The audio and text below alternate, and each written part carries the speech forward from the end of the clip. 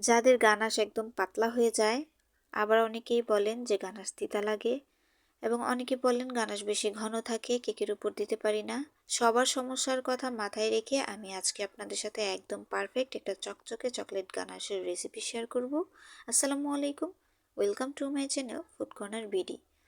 সম্পূর্ণ ভিডিওটি দেখে আমার মতো সেমভাবে আপনারা যদি চকলেট গানাশ বানান, অবশ্যই আপনার গানাশটি একদম পারফেক্ট হবে।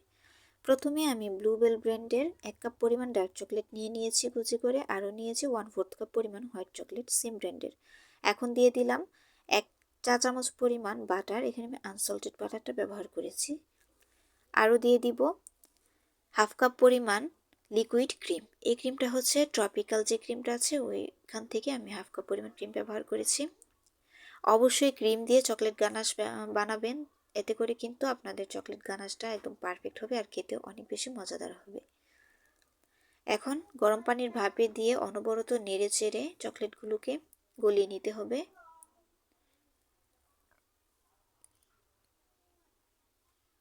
এভাবে চামচের সাহায্যে অনবরত নেড়ে চেড়ে আমি একটু গলিয়ে নিয়েছি। এখন হচ্ছে দিয়ে দিচ্ছি 1/2 চা চামচ পরিমাণ চকলেট ইমালশন। এই চকলেট ইমালশনটা দেওয়ার কারণে কিন্তু কালারটা একটু ভালো আসবে। যেহেতু হোয়াইট চকলেট ব্যবহার করেছি এবং ক্রিম ব্যবহার করেছি, কালারটা কিন্তু একটু সাদাটি ভাব চলে এসেছিল, তাই আমি এই চকলেট ইমালশনটা ব্যবহার করলাম। তো দেখুন, গরম পানির ভাপে অনবরত নেড়ে চেড়ে গলিয়ে নেওয়ার ফলে কিন্তু গানাশটা একদম রেডি হয়ে গিয়েছে। আর যেহেতু আমরা বাটার ব্যবহার করেছি, বাটারটা ব্যবহার করার কারণে কিন্তু এরকম চকচকে একটা ভাব চলে এসেছে। বাটারটা ছাড়াও চকলেট গানাশ হবে, তবে এতটা চকচকে হবে না।